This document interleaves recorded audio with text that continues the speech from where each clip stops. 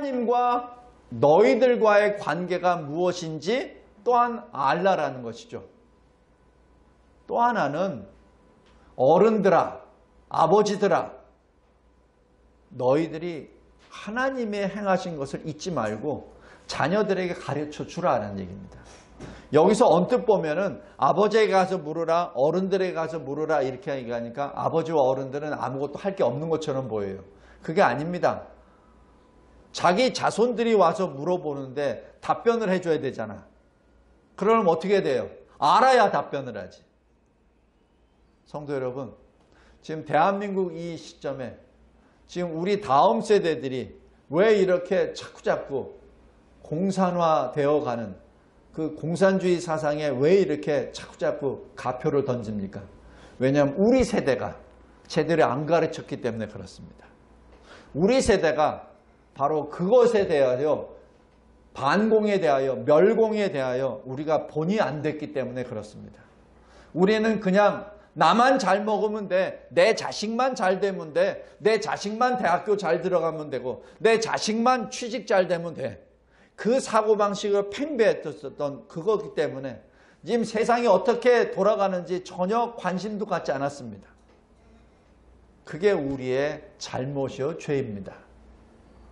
누구에게 탓할 것도 없어요. 주사파가 어쨌느니 누가 어쨌느니 손가락질 할 필요도 없습니다. 이 결과는 우리가 제대로 본이 안 됐고 우리가 가르쳐주지 않았기 때문에 그렇습니다.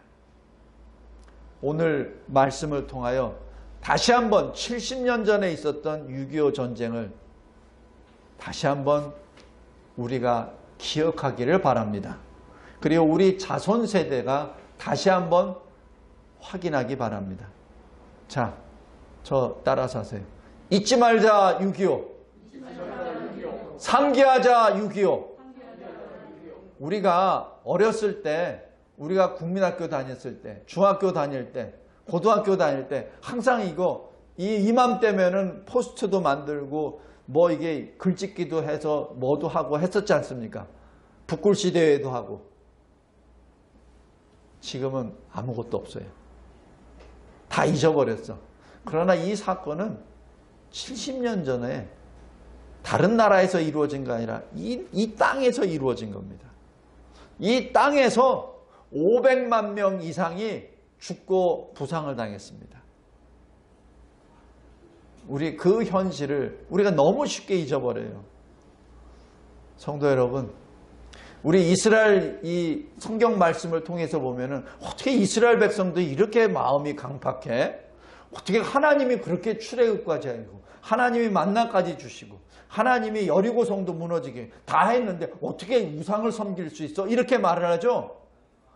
근데 우리를 잘 보세요.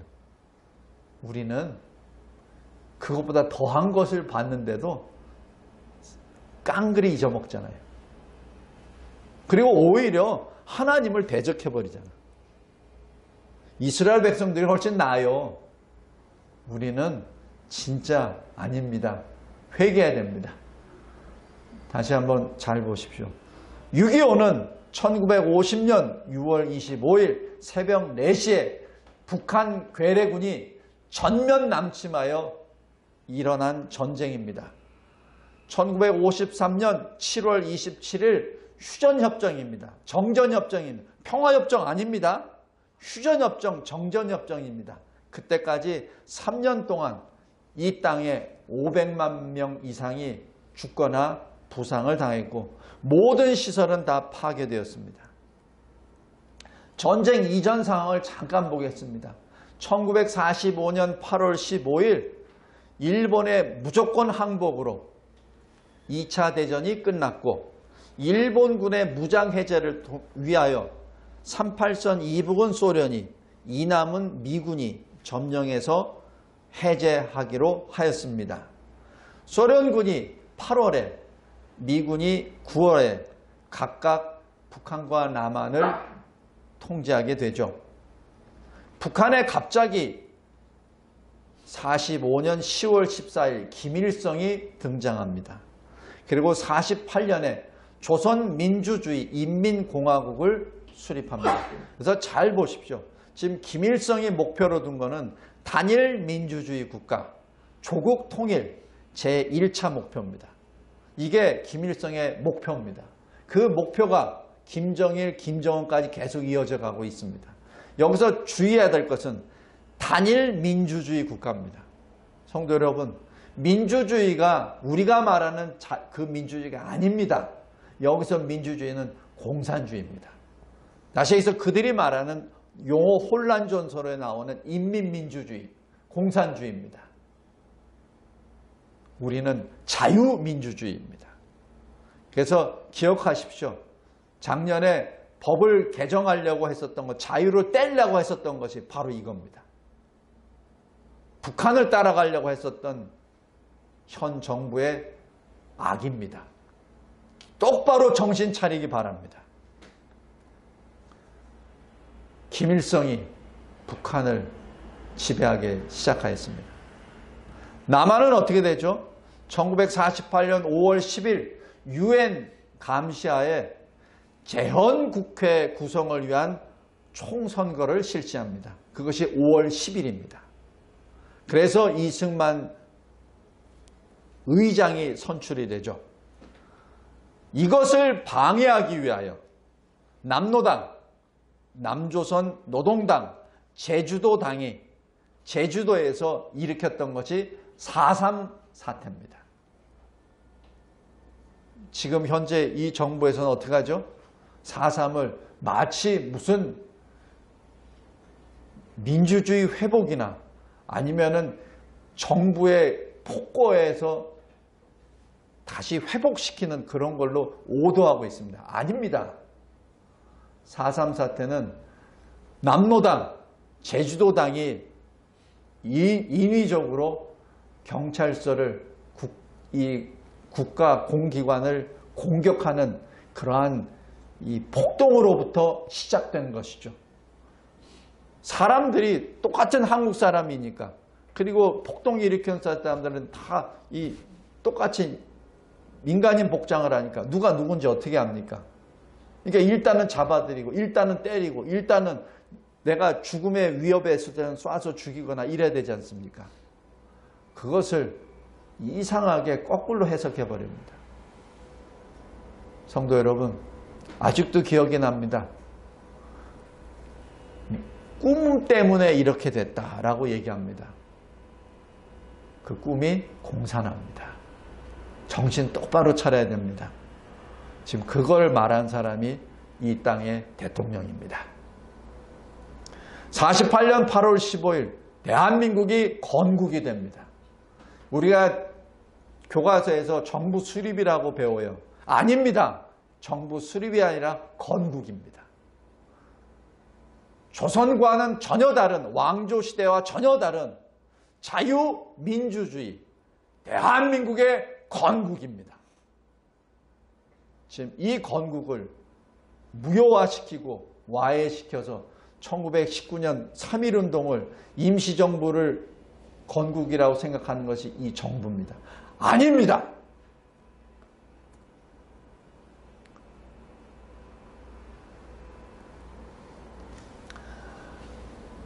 (1991년에) 냉전체제가 종식이 됩니다. 그래서 구소련을 중심으로 한 공산주의 국가와 미국을 중심으로 하는 자유진영 국가의 그 대립 속에서 일어났던 전쟁들이 2차 대전, 6.25 전쟁, 베트남 전쟁입니다. 그것이 1991년에 구소련이 몰락함으로, 붕괴됨으로 인하여 냉전체제가 끝났습니다. 그래서 그때부터 구소련의 비밀 문서들이 계속해서 오픈됐습니다. 그 중에 하나가 바로 이 툰킨이라는 사람의 보고자료입니다. 이 툰킨은 김일성이 평양에 있을 때, 그때 평양주대 소련 외교 대표입니다. 요새로 얘기하면 대사입니다. 이 대사가 그 당시에 있었던 것을 쭉 기록했던 내용입니다. 김일성과 박헌영, 바로 박헌영은 충청도 사람이에요. 기자 출신입니다. 근데 남조선 노동당, 남노당 대표로 있으면서 이 남한을 전복시키려고 하다가 들통나자 북한으로 월북해버립니다. 그래서 1950년에 북한의 외교장관, 외무부 장관 겸 부수상 역할을 합니다. 그래서 실질적으로 김일성과 박헌영이 지금 북한을 이끌어 나아가는 쌍두마차 역할을 하게 되죠. 그 사람들이 1950년 3월부터 4월까지 한 달 동안 스탈린과 3번 회담을 합니다. 아예 그 모스크바에 가서 스탈린과 3번을 회담합니다. 이때 스탈린의 입장은 전쟁하지 마라. 아직은 우리가 준비가 안 됐어. 라는 얘기죠. 그리고 저 중공도 아직 미국을 상대하기는 어려워. 라고 얘기합니다. 왜냐하면 2차 대전 끝난 5년 만이니까. 그런데 김일성과 특히 박헌영이 뭐라고 하냐면 이렇게 말합니다. 우리가 남침을 시작하면 이 남한에 있는 공산당원 20만 명이 일어날 겁니다. 금방 끝날 겁니다. 라고 장담합니다. 그러자 스탈린이 거기서 허락합니다. 그리고 김일성이 요청했던 모든 것의 90%는 다 수락해 줍니다. 그래서 소련 그 장교들과 이 북한군의 장교들이 같이 모여서 남침 계획을 수립합니다. 그것이 6.25 남침 계획입니다. 중공군은 어떻습니까? 모택동이 또 후원합니다. 그래서 이 한반도의 지형을 잘하는 조선 사람들을 골라내죠. 그래서 그것을 조선의용군이라고 부릅니다. 이 사람들은 과거 중국에서 모택동과 장개석이 전쟁을 했을 때, 내전했을 때 전쟁에 참전했었던 사람들입니다. 그러니까 공산당 편에 속해서 장개석을 몰아내는데 앞장섰던 사람들이에요. 그 사람들 4만 명이 북한에 들어옵니다. 그것이 1950년 4월입니다. 군사 이 작전이 벌어지기 직전의 그 비교는 전차, 북한은 242대, 소련제 전차입니다. 마찬가지 스탈린이 다 공급해 준 거죠. 남한은 한 대도 없었습니다. 그래서 이 전차로 말미암아 3일 만에 서울이 함락돼 버립니다. 비행기도 마찬가지입니다. 남한에는 연락기 한 22대, 그러나 북한에서는 전투기, 전폭기가 170대 있었습니다. 상대가 안 돼요. 상대가 안 된 상태이기 때문에 이렇게 몰락이 돼버렸습니다. 그런데 더 문제인 것은 바로 이형근 장군, 군번 1번입니다. 우리나라 군번 1번.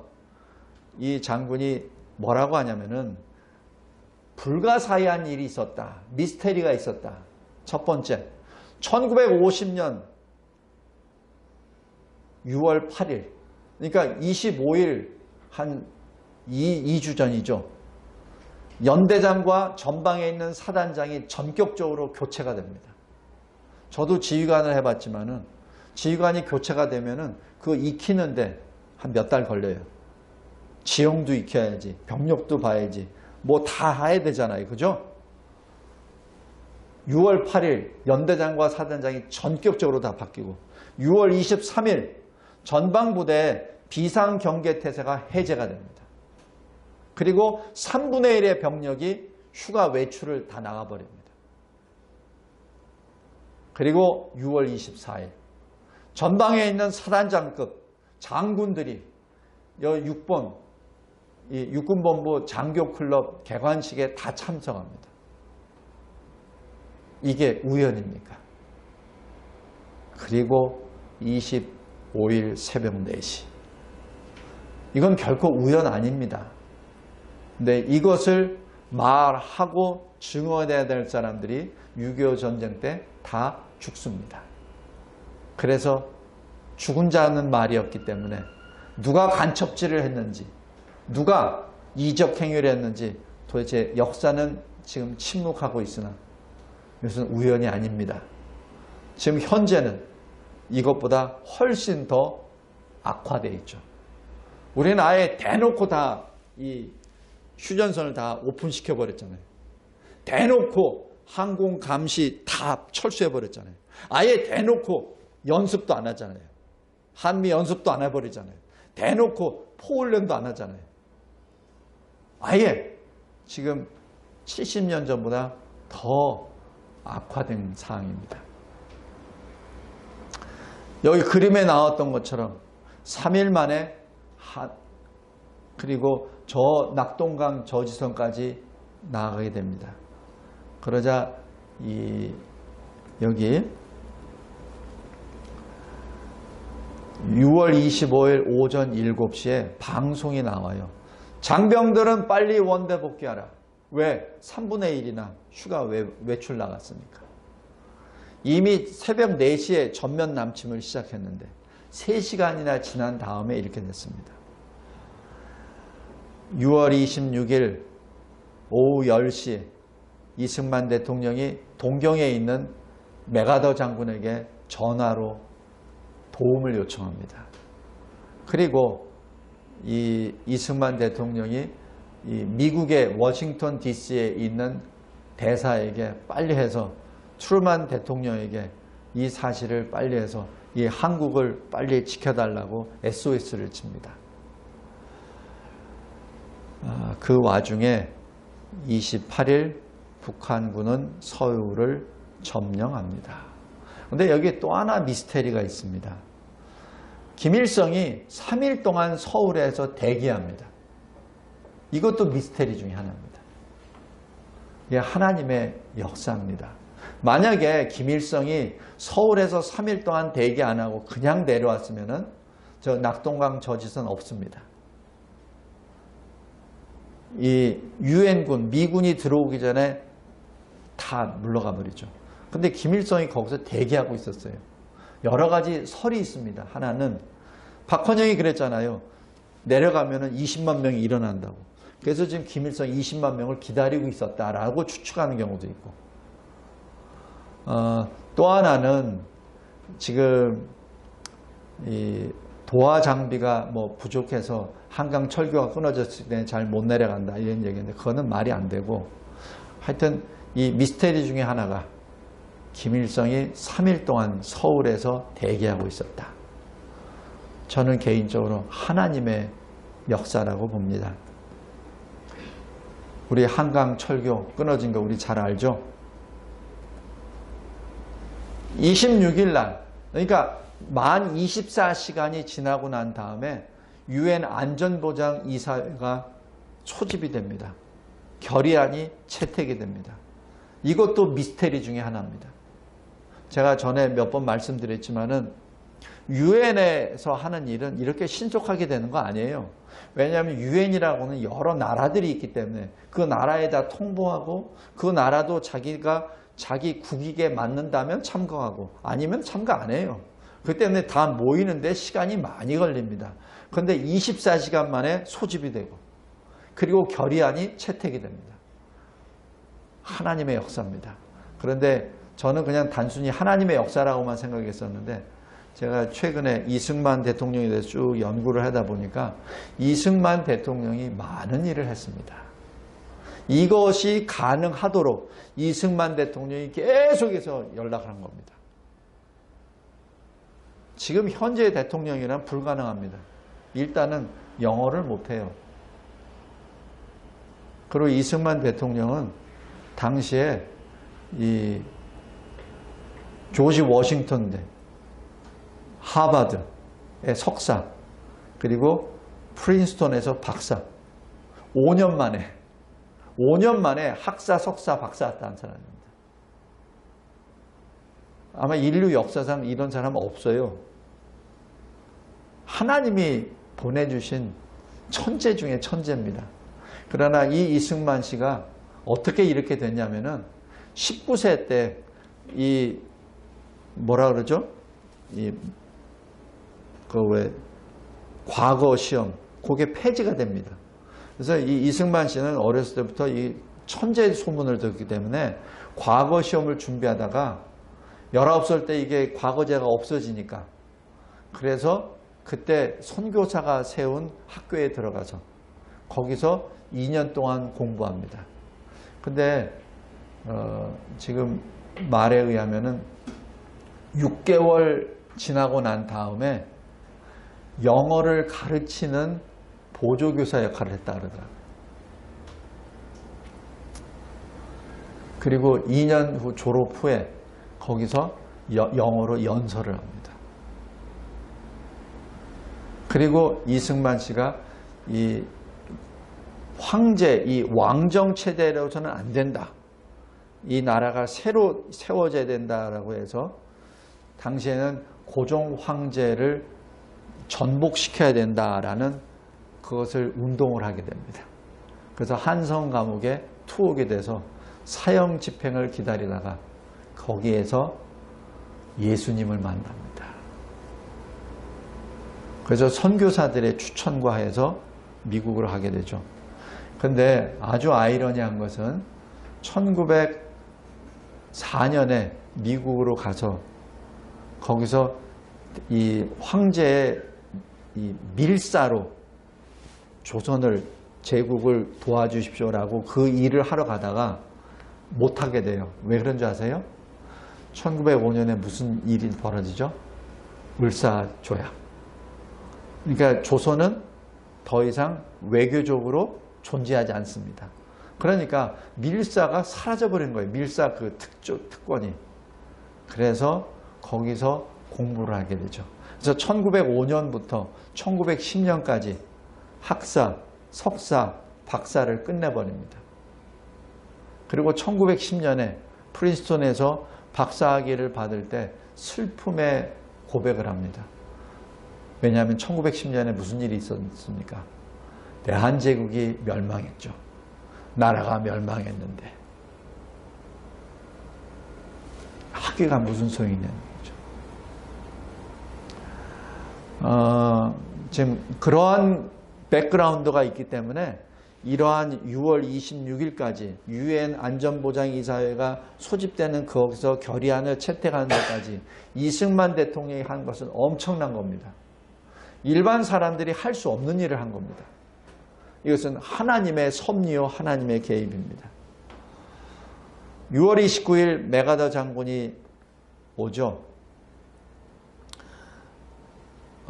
이승만 대통령과 메가더 장군은 절친입니다. 메가더 장군이 5살 어려요.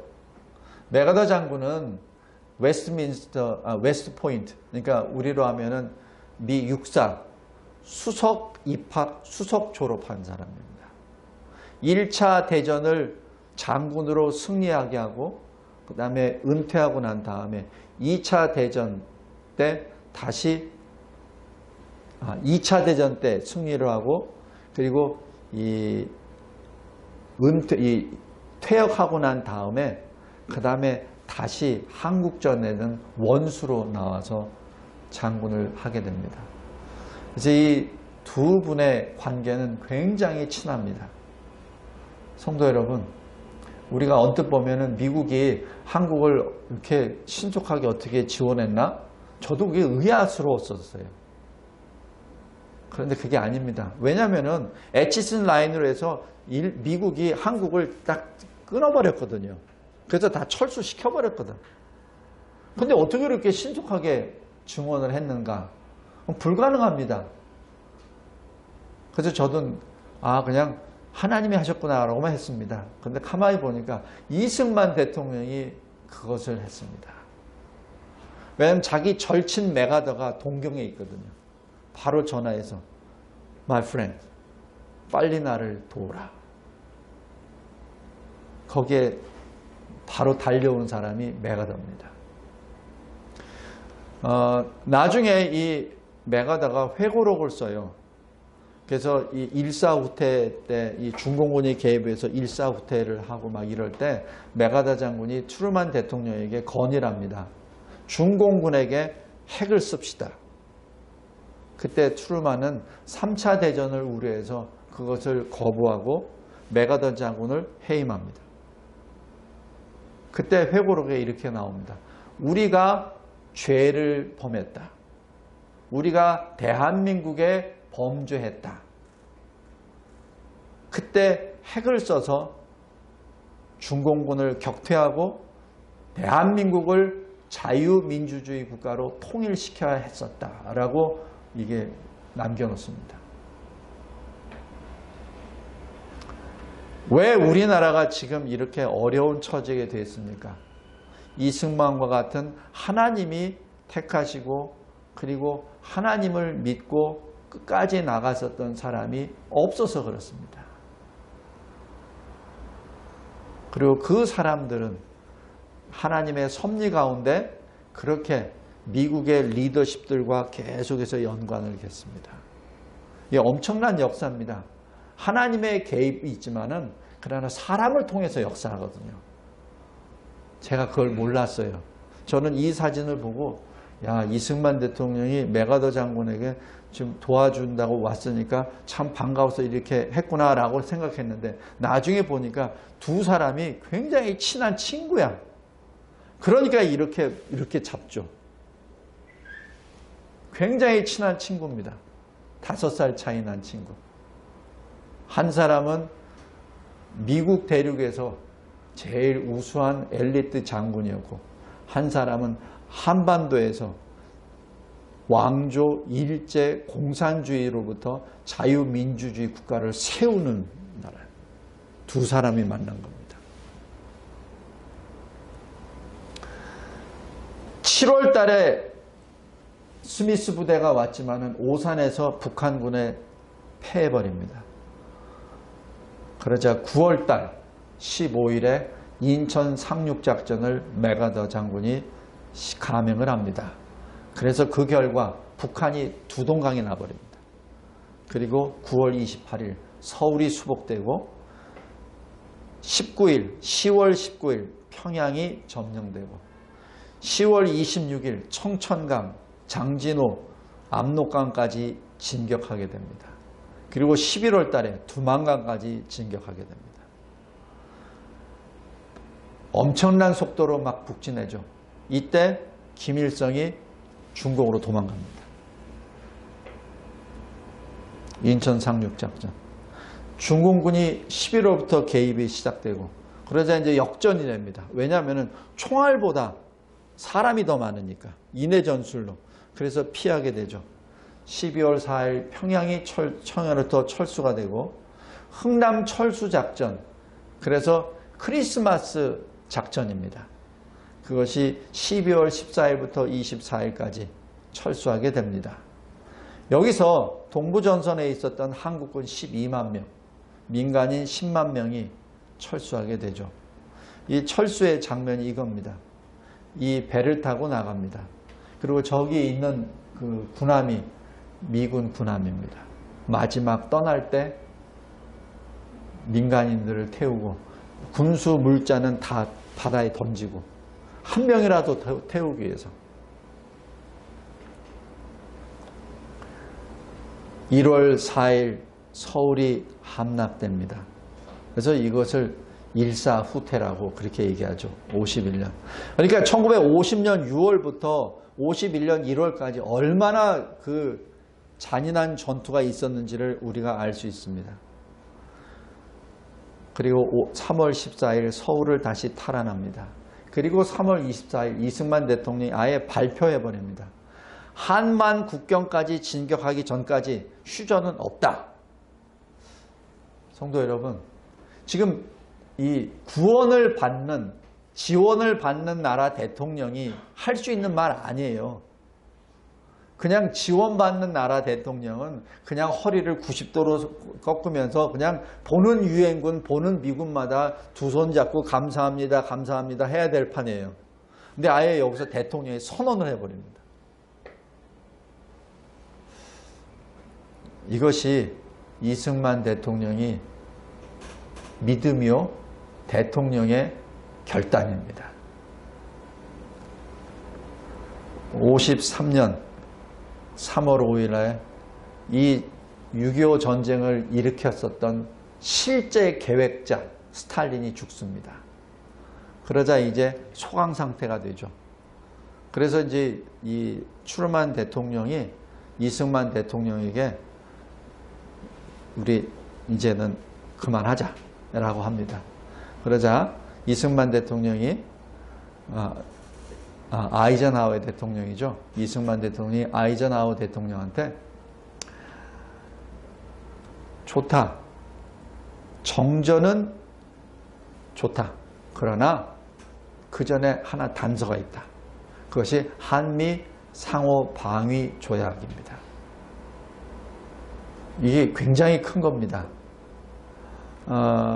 여기 한미 상호 방위 조약은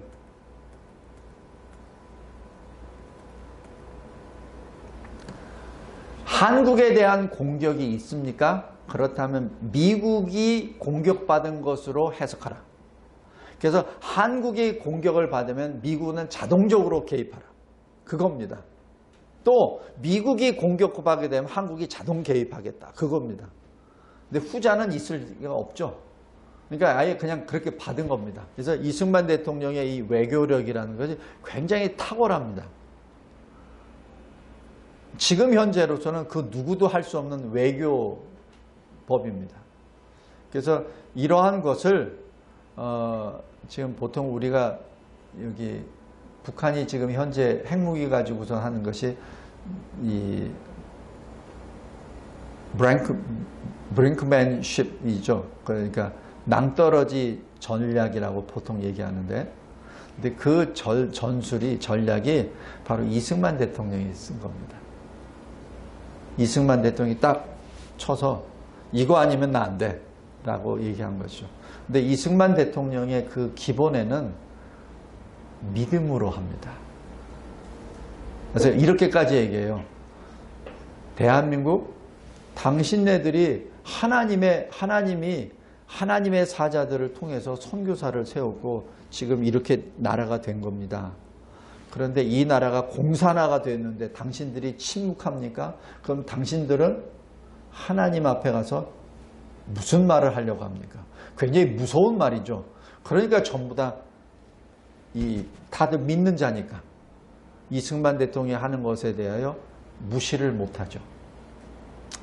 그리고 이 한미 상호 방위 조약에서 주제가 이겁니다. 미국이 북한에서 공산당을 몰아내는 군사 행동을 할 수 있는 보장이 되어 있어. 이겁니다. 이거 있으면 사인하고 없으면 말고.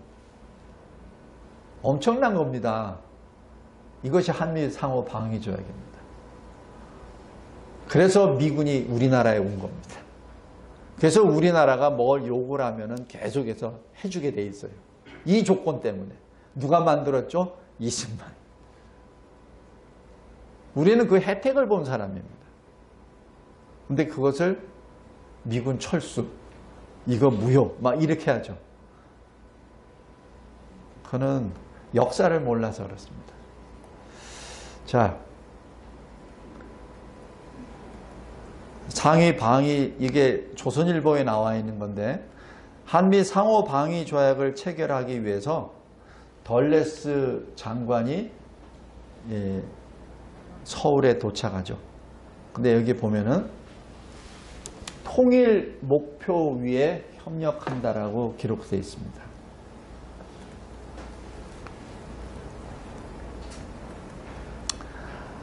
자, 이 사람이 덜레스 미 국무장관이에요. 덜레스 국무장관은 프린스턴 대학교 이승만 대통령의 후배입니다. 그래서 덜레스 국무장관이 이승만 대통령 만났을 때 선배를 만나러 간 겁니다. 조그만 나라 대통령을 만나는 것보다도 프린스턴 대학은 인류대학입니다. 거기 선배님 만나러 가는 거예요.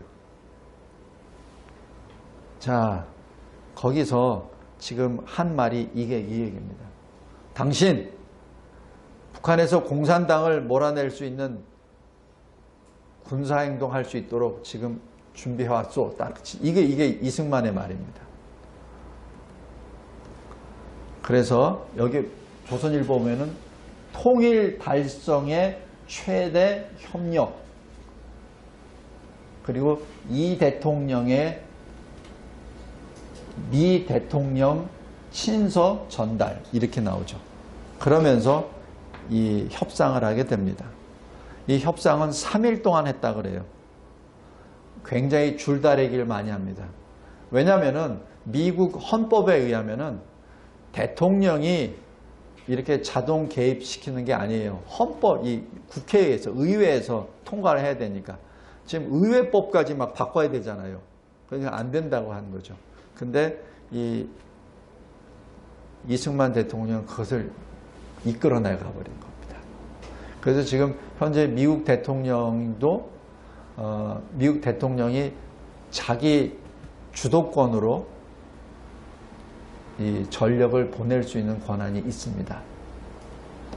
저희 외무장관과 이 미 국무장관이 이것을 했고, 그래서 여기 보십시오. 공산 위협에 공동 행동하기로 했다라고 합니다. 자, 여기서 다시 돌아가겠습니다.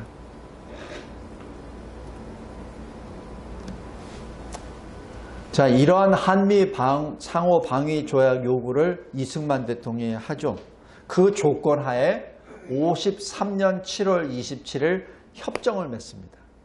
근데 협정을 맺을 때 대표가 누구냐면 미국, 중공, 북한입니다. 한국은 빠졌어요. 왜냐하면 이승만 대통령이 일부러 빠진 겁니다.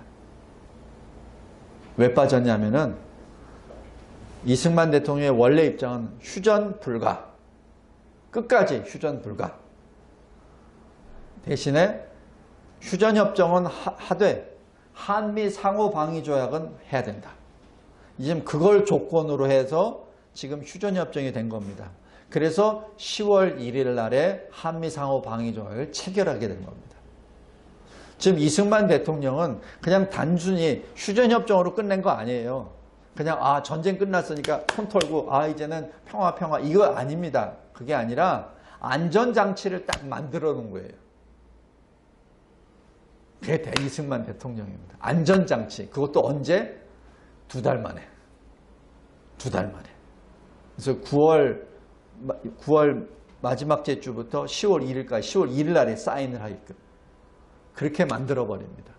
그 조건 하에 정전협정을 체결하도록 합니다. 대신에 한국 대표는 없습니다. 이유!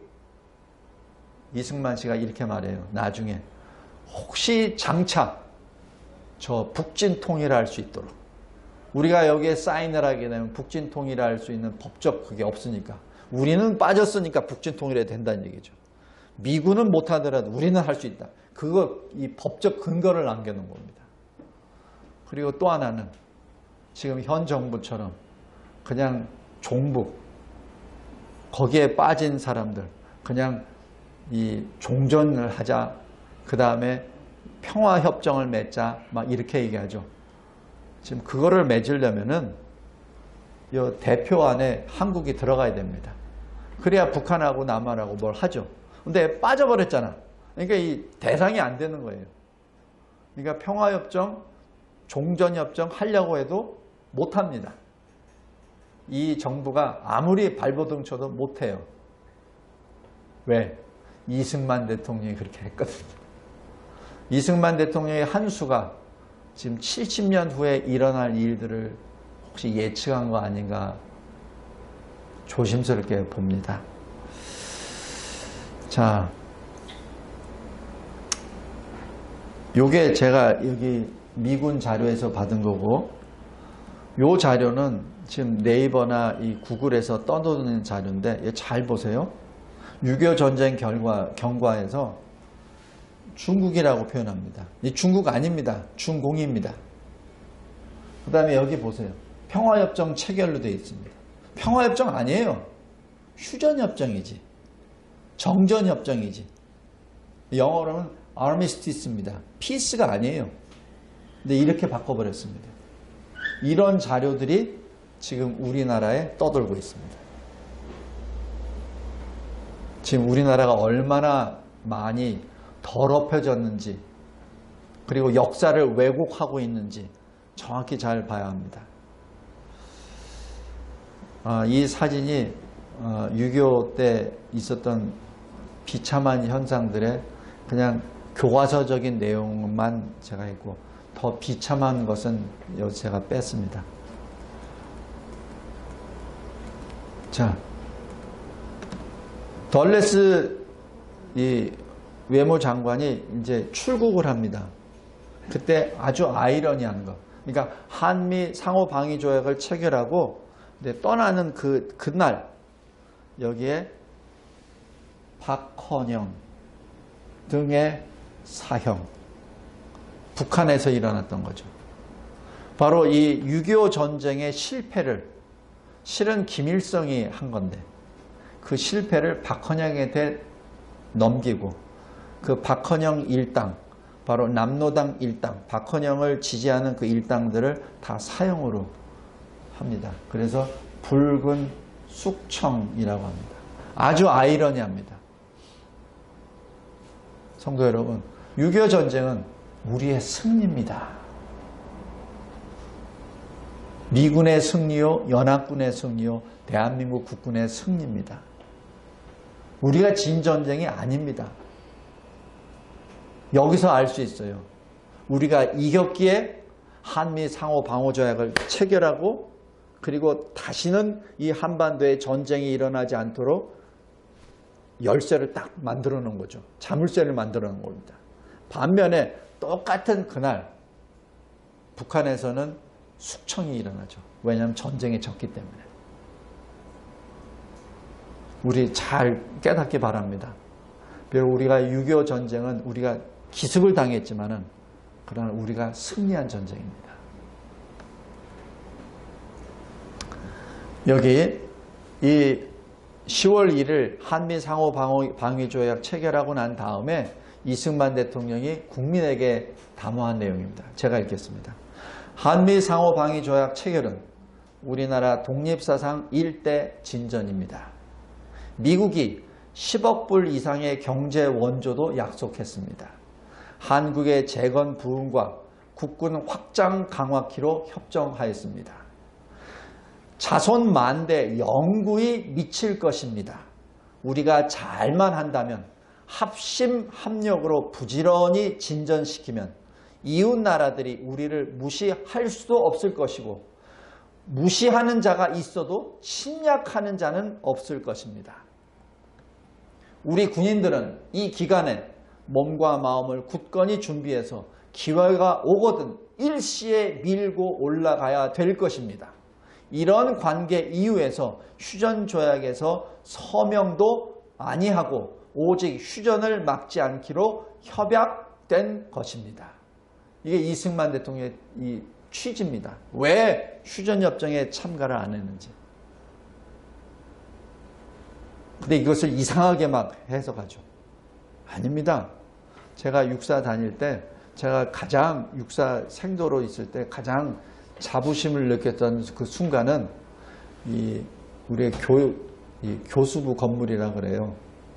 지금은 그게 이제 학교 공부하러 가는 그 후문 쪽 뒤쪽에 이렇게 보면은 바닥에 딱 멋있는 글이 하나 새겨져 있습니다. 대리석으로. 그래서 우리는 거기를 밟고 지나가요.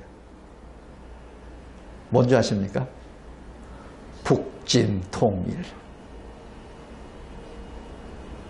근데 제가 귀국하고 난 다음에 가서 보니까 그게 없어졌더라고요. 참 안타까운 일입니다. 북진통일. 물론 외교 정치상으로는 표현을 안 하더라도 군인은 가지고 있어야지. 군인은 가지고 있어야지. 바로 이 이승만의 그 정신입니다. 우리 공업을 대확장해서 자급자족의 기초를 이때 세워놓아야 하니 일반 경제가나 국민이 사소한 일을 도모하지 말고 국가 경제 대발전의 토대를 이때 건설함으로써 많은 피를 흘리고 또 많은 희생을 한 큰 의의를 장래에 미치도록 전 국민의 단결로 만들어 놓아야 할 것입니다. 우리 조상입니다. 자랑스러운 우리 조상입니다. 자랑스러운 우리 대통령입니다. 자랑스러운 그리스도인입니다.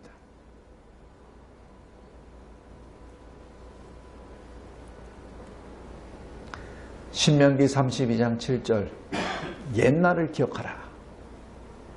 옛날을 기억하라. 출애굽의 그 사건을 기억하라. 70년 전에 6.25 전쟁을 기억하라. 그때 하나님이 이 나라를 어떻게 구원하셨는지를 기억하라.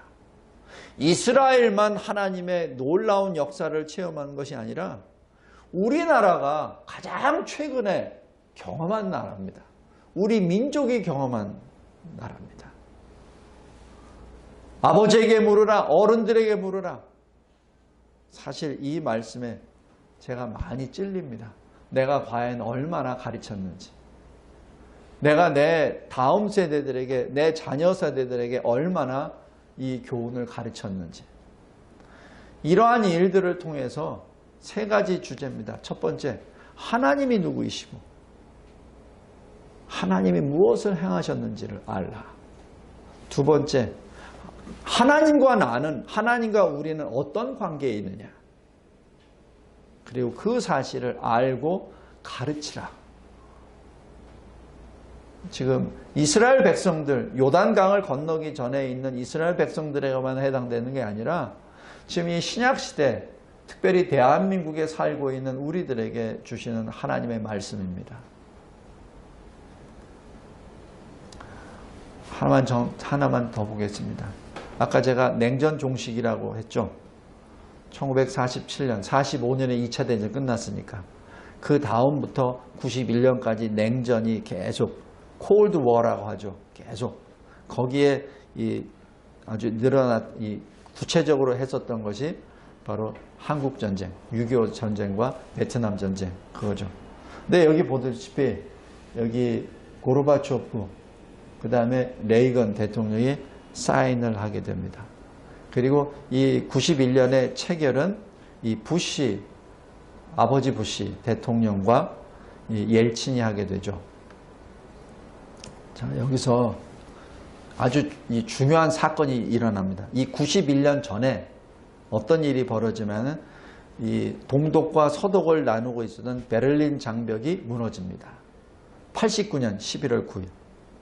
기억나시죠? 우리 현영이는 잘 모르겠지만은 학교에서 안 배우지? 베를린 장벽이 무너져서 동독과 서독이 통일 독일이 됩니다. 그 다음에 2년 후 구소련이 붕괴됩니다. 그래서 여기 지금 이 다른 색깔로 되어 있는 나라들이 다 독립해 버립니다. 카자흐스탄, 키르기스스탄, 타지키스탄, 투르만스탄, 이렇게 해서 전부 다 우크레인 해가지고 전부 다 독립해 버립니다. 그래서 실질적으로 구소련이 붕괴가 됩니다. 그래서 91년입니다. 자, 그런데 여기에 대한 이유를 여러 가지 분석을 해요. 왜냐하면 미국의 레이건 대통령의 탁월한 리더십과 외교술이 있었다. 또 구소련에 있었던 고르바초프가 크리스찬이었다. 근데 그가 또 개혁을 하고 있었다. 또 주변에 여러 가지 일들이 일어났고 각국의 민족들이 일어나서 독립을 추구했었다. 그리고 궁극적인 것은 구소련이 식량난에 또 무기경제, 무기체계 경쟁에 실패했다. 이렇게 나옵니다. 그런데 그것은 학술적으로 얘기하는 것이고 실제 눈에 보이는 증거, 구소련의 붕괴를 함으로 인하여 이 냉전이 끝나게 됐었던 가장 큰 원인이 뭔지 아십니까? 그게 바로 이겁니다. 88 올림픽. 전쟁이 끝나고 난 다음에 53년, 35년이 지난 다음 남한과 북한의 비교입니다. 남한과 북한의 비교는 이렇습니다. 위성사진으로 봤을 때 북한은 깜깜해요. 남한은 환합니다. 경제력이요, 힘입니다. 북한은 깜깜해요. 지금 여기 세계 지도를 보면은 저기 미주 대륙, 유럽, 그 다음에 일본, 한국. 그렇죠? 바로 여기입니다.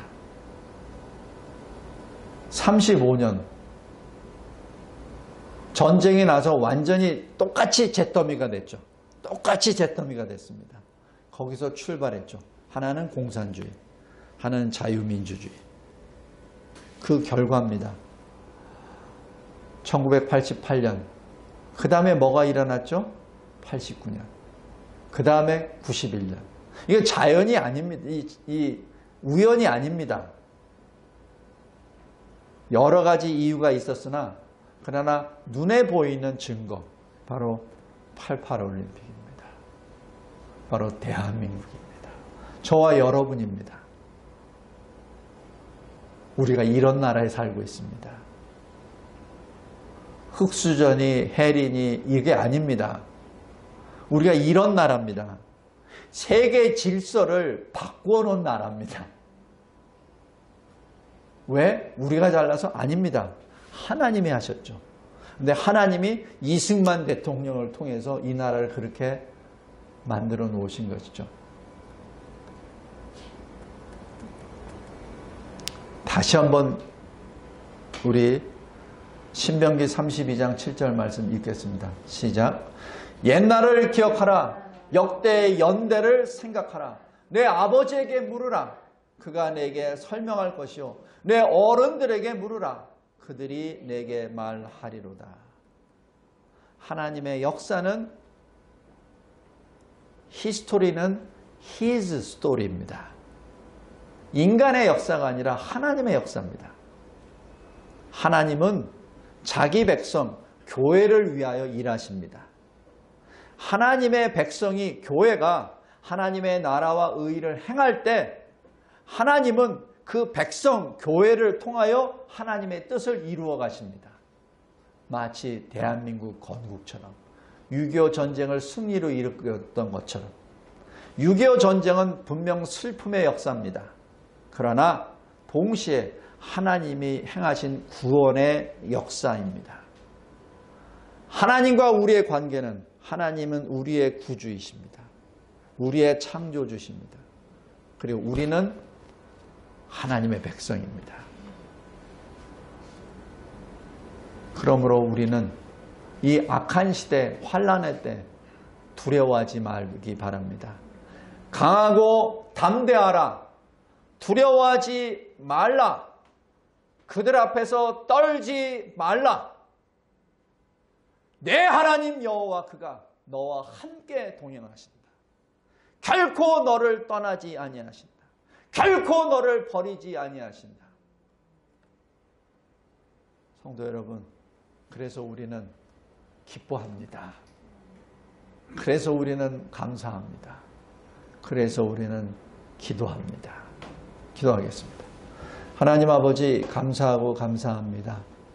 늘 하나님께서 말씀을 통하여 하나님이 누구이시며 내가 누구인지 깨닫게 해주시고, 역사와 이 세상의 벽보를 통하여 하나님이 우리를 향하여 행하신 일을 다시 한번 바라보며 마음에 새겨둡니다.